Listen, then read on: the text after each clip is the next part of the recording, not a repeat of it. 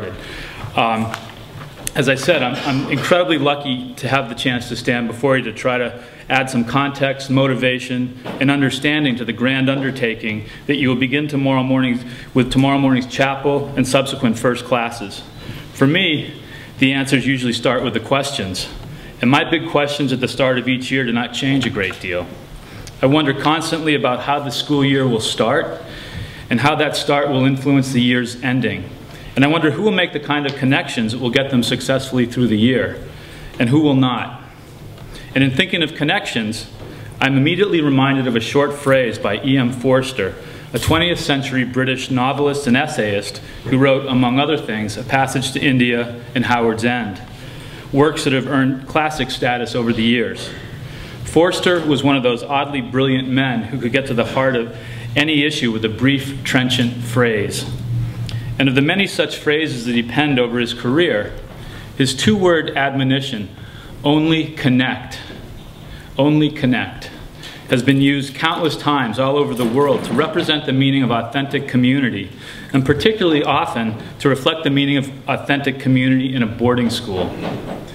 The phrase is overused because it is simply and absolutely brilliant. There is literally nothing left to be said beyond those two words in advising one on how to live best within a community. If you connect, you will never fail. You may stumble, you may fall behind now and then, but you will never fail. By connecting, as you have heard your advisors and coaches, Mr. Vigneault and Mr. Katz, all say over the course of orientation week, you will be creating the type of community that will allow you to progress and meet the many and varied goals that you have all brought to North Bridgton.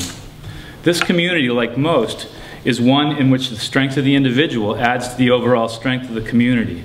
And the community in turn, and as a result of that collective individual strength, lifts up those individuals who are struggling, thus creating an even stronger communal bond. This process is a classic positive feedback loop. And if we together do it well, we will all be better for it by the time May 11th rolls around. At the same time, there's a lot of work that must go into creating such a special community, and I want to talk a bit about that process. I will throw out to you one more brief phrase that both inspires me and speaks to this issue. If you have visited my office, you may have seen the phrase pinned on my bulletin board. It came from the pen of Robert Frost, an American poet who knew a great deal about making a life in northern New England, a process upon which you are all embarking this week. In fact, one of his best-known books of poetry was first published nearly a century ago in 1914 and was entitled North of Boston. Again, an appropriate title, as Bridgton Academy, as you all know, is precisely that, North of Boston. The book is filled with poems set in some of the stark surroundings of this region, and Frost focuses on the complexities of life and the acceptance of those burdens that life can sometimes bring. His message is simple and, like Forster's, brilliant. In one poem, A Servant to Servants, the poem's speaker discusses her hard lot in life and the lack of meaning that she is finding in the drudgery and routine of keeping an isolated farmstead. She takes some heart in words from her husband, who tells her, the best way out is always through. She recognizes ultimately, however, that there are not a lot of alternatives other than to continue to move through life as best she can. This is not necessarily uplifting, but it is, for better or worse, how we must view life. To ourselves and to the various communities we inhabit, we owe nothing more or nothing less than moving forward in as graceful and as well-intentioned a way as we can. On our worst days, the sense of connection to which I referred earlier will help to lift us as we are trying to make it through. And on the flip side, when we are having our best days, we must remember to always keep an eye out for those who need the same type of help in their own dark days. And it is these challenges in pushing through that are my final topic of the evening. One of the growing buzzwords in the scholarship of emotional intelligence is grit.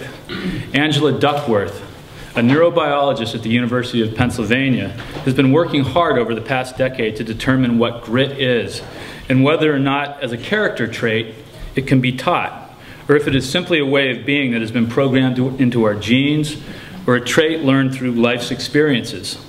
In any event, grit is defined as perseverance and passion for long-term goals. And it is characterized by one's ability to bounce back from adversity and keep an eye on life's larger purposes, something that will, for virtually all of you, be part of your year at Bridgton. As with any topic in the 21st century, there are hundreds of websites and blogs devoted to this concept. One particular blog, written by Dr. John Weaver, a Wisconsin-based psychologist and cognitive therapist, included a very useful list of the types of qualities that someone with grit or resilience would possess. In general, people with grit will recognize what they can control and influence and do something about it, rather than worry about what they can't. They will stay involved rather than becoming cynical or disconnected or simply walking away. Once again, they will only connect. People with grit will work with others to shape the environment in which they live and influence things that affect them most, despite the occasional setback. And they will act as a source of inspiration to others to counter self-destructive behavior. I hope that some of these traits are ones that you came to Bridgton to develop and to embrace. I hope, too, that over the course of the year you may think back to my words, or to the words of Mr. Katz this past Thursday evening, or to the words of Mike Weber, our guest speaker last Monday night. We're all delivering the same message, and perhaps we're over-delivering it. But our experience here has shown us that strong messages of community and perseverance can never be overstated at the start of the year at Bridgton Academy. Ultimately, we offer these words to you just before classes start simply because of where mentally each of you is right now. As I've told a number of classes here, you are all right now young men on the verge. You're on the verge of improving your academic habits.